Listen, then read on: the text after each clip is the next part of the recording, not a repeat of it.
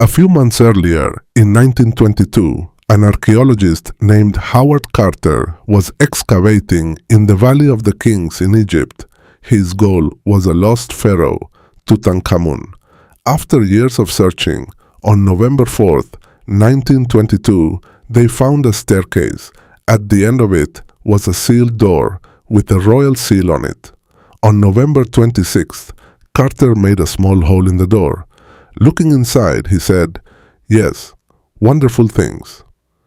Inside were 3,000-year-old treasures, golden coffins, masks, weapons, thousands of objects. It was the greatest archaeological discovery in history. Over the next 6 years, a total of 22 people died who were somehow connected to the tomb. Some examples: a wealthy visitor, George J. Gould, died of fever. A radiologist died suddenly. Carnarvon's secretary died. His father committed suicide. Curse of the Pharaoh. Tut's curse strikes again. Even Arthur Conan Doyle, creator of Sherlock Holmes, said it could be the work of an evil spirit. The curse of the Pharaoh is actually fear plus coincidence plus media exaggeration.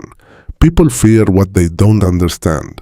But the most beautiful thing is, thousands of years later, the son of an ordinary painter turned a forgotten king into the most famous pharaoh in the world. A new story spread. The scar on the pharaoh's mummy's face, Carnarvon's face, was also bitten by an insect in the same place. This is proof of a curse. But what is the truth? Now the story takes a turn. The so-called curse inscription is actually a completely made-up story. No real inscription has been found. A security guard later admitted, this story is spread by journalists' imaginations. When Howard Carter was asked, "Is the curse real?" he would simply say, "I am still alive." Tutankhamun was a weak and sickly king. He had a congenital deformity due to inbreeding. He could not walk properly. He suffered from malaria. He died at the age of 18 to 19. His name was erased from history, so his tomb remained intact for 3,000 years. 1. Fungus. Aspergillus niger.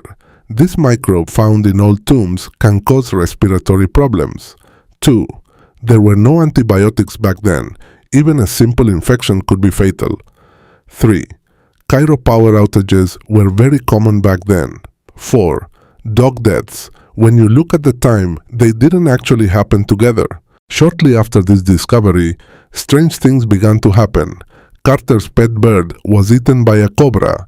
The Egyptians said it was a sign of royal vengeance. Then came the most terrible event of all, the death of Lord Carnarvon.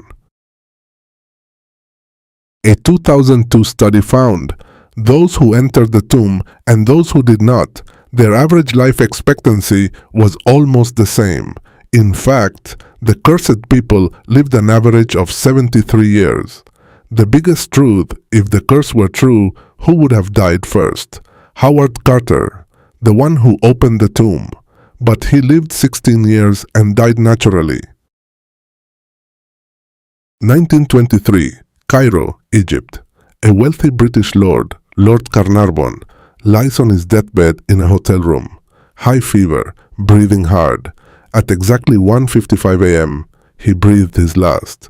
At that very moment, the entire city of Cairo was plunged into darkness. Thousands of miles away in England, his pet dog suddenly howled and died. Is this a coincidence, or is it really a curse?